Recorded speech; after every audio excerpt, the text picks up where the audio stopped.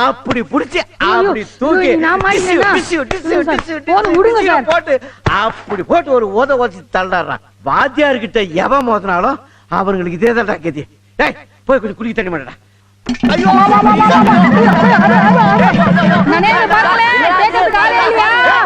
வாத்தியார் இந்த உலகத்துல யாராச்சும் பாத்துக்கீங்களா?